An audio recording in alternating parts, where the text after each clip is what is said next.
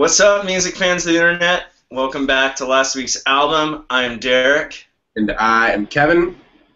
And this week we are reviewing Lazaretto by Jack White. But first, we're going to start things off like we always do, drinking a beer. Cheers, Kevin. Cheers, everyone at home.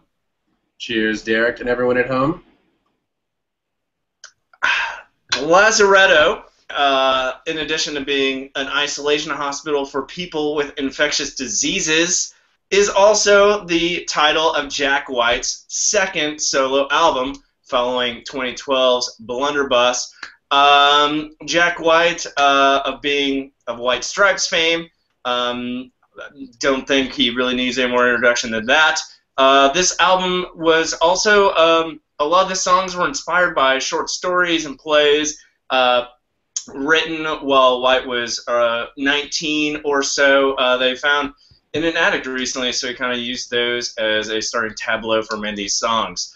So that's the background on Lazaretto. So, Kevin, what do you think Lazaretto sounds like? First of all, Derek, I'd like to say I really appreciate your white shirt in honor of Jack White.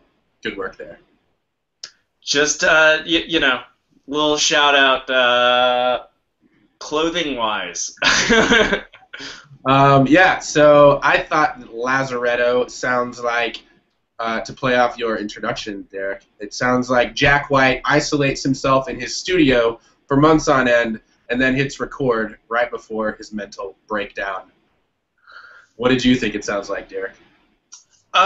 Kevin, I think that, you know, Lazaretto sounds like more Get Behind Me, Satan than Elephant, or Get Over Your Denial Twist and take it for what it is. It's not the hardest button to button. Very well done, Derek. I like that. So we're all over the board on what Lazaretto sounds like, but let's go to key tracks. Kevin, what did you have? I've got Highball Stepper and Black Bat Licorice. What do you have, Derek? Kevin, I had Temporary Ground and Alone in My Home. I'll start us off with Temporary Ground that came earlier on the album.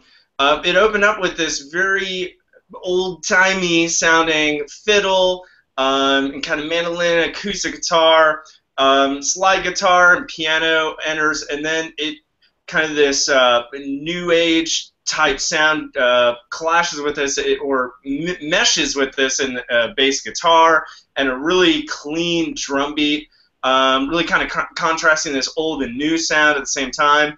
Lyrics vividly describe this chaotic world where plate tectonics are still forming, and so the world's just all chaotic and moving around, and there is no ground beneath your feet because it's always moving. Which I think kind of plays into the sound later on, because ultimately, lyrically, he takes this starting tableau of this chaotic world, and then it takes this very existential shift, which I think is really kind of mirrored in the sound here, of contrasting these really kind of old sounds right in with the new, just kind of contrasting a lot of different ideas here all in one song, and it just sounds very simple in one retrospect, but if you kind of take a step back, there's a lot of really interesting things going on here, almost like on a tectonic level, you might be able to say. Yeah, to continue that thought, I thought the album itself does a great job of juxtaposing old with new, as exemplified in my first key track as well. It's called Highball Stepper, and I think it was the first single off the album, which is pretty ballsy because it's entirely instrumental. It has an amazing music video you should definitely check out if you haven't seen it already. But it starts with these popping drums and high-pitched echoes and snarling bass line, then shifts to just this off-kilter piano arpeggios, then shifts to this upbeat romp with military drums and blues guitar. Then he kicks out some crazy guitar effects to create this like dripping, fuzzed-out sound. For a brief time, around 2 minutes, it sounds like he's playing through broken speakers, and somehow he pulls it off so well. And the second half of the song just mixes all those disparate elements together, and he just goes balls to the wall with these analog effects that create this near digital sound. If you didn't know Jack White, you probably assumed they were digital, but I'm pretty sure he doesn't touch anything unless it was made before 1950. And you've all heard of an exercise in restraint. This is an exercise in excess, and it's friggin' awesome. So check out this track. What was your next key track, Derek? Kevin, my next one, Alone in My Home. This one I think is really, once again, reflected or it can be viewed on a lyrical level, which is also reflected in the sound. The lyrics tell a story of this kind of adolescent character who shows brief signs of self-confidence, only to immediately reflect a complete lack of any self-confidence. And this is immediately kind of reflected in this opening piano riff. At first, just these crashing chords, kind of this bright ascending rhythm, and then it completely shifts to this kind of undulating staccato type riff. The chorus, I thought, also reflected this. It kind of is this repetitive in lyrical stance, but it's just kind of builds slowly, and then it just, as it's about to hit a peak, it just hits this anticlimactic kind of ebb, which is once again reflective of this character's lack of confidence. For example, I'm becoming a ghost, so nobody can know me. I just thought it was, once again, these contrasting ideas and themes coming together in a really cool sounding package. Yeah, indeed. My next key track is called Black Bat Licorice. I have to say that slowly because it's hard to say all at once. And it starts with these trippy, echoing vocals, then goes right into snappy drums, swaying bass line, and almost rap-ish verses and a bouncy organ hook. There's a great line where he says, "Makes my fingers histrionic like this," and then he just solos, and it's friggin' awesome. Then we get, occasionally we have these spoken word female reminders that keep saying, "Behave yourself, behave yourself." They sort of punctuate the song very nicely. Then at the very end we get this screeching violin outro out of nowhere, but it works. And overall it's almost like gangsta hip-hop meets old school rock and roll. It's this raw, aggressive, unapologetic tune, and it's great. You should check it out. All right. Yeah, that's a good one, Kevin. And that brings us to best lyric. So what do you have? All right, I'm sticking with the same song, Black Bat Licorice. And the line goes, "I mean, she's my baby, but she makes me get avuncular. And when my monkey is jumping, I got no time to make it up to her."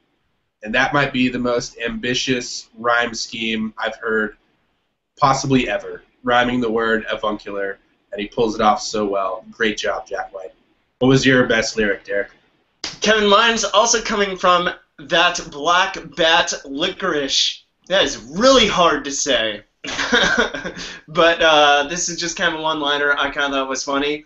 Don't you want to lose the part of the brain that has opinions? I just think it speaks volumes on many levels. So enough with the tongue twisters. We're going to jump right to overall rating. But when I talk about like the best lyric, saying like opinions are bad, we're going to jump right to overall rating. We're going to give you our overall opinions on this album. That's a segue. Nice, nice. Don't you wish you didn't have to listen to our opinions? Well, you don't. You have yours. But we will give you our opinions nonetheless, even though you didn't ask for them, but you've watched this far, so you might as well stay tuned. Overall rating, I'm going with a 4 out of 5.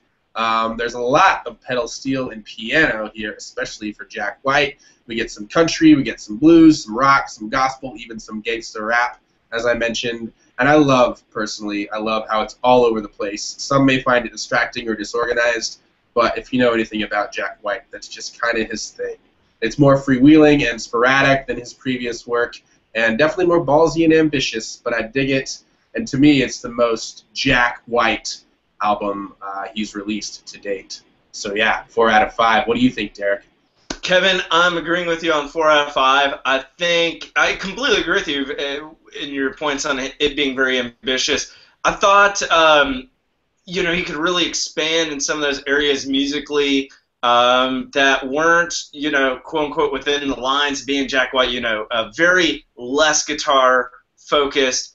And I thought, kind of using some of these tableaus lyrically from, these earlier writings really kind of allowed him to build a lot of these different musical thoughts around that. I thought having some of these, maybe if you want to view them adolescent type themes, or whatever, there was a framework there, and that really kind of allowed him to explore these new musical thoughts and creations.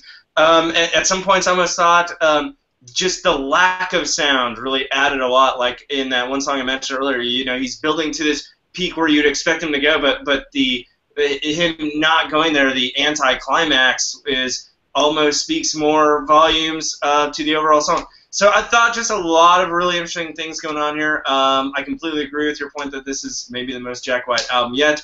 Yet our opinions, which we said earlier, don't really mean anything. We're still getting a 4 out of 5 from each of us. That's an 8 out of 10 total. So you should totally go check out Lazaretto. Don't quarantine yourself off from this album. You need to go check it out. And once again, thanks for joining us at last week's album. We're talking about good music. Don't forget to subscribe to our YouTube channel and check us out again next week, where we will continue talking about good music. Until next time, we'll see you then. Cheers. Cheers, guys.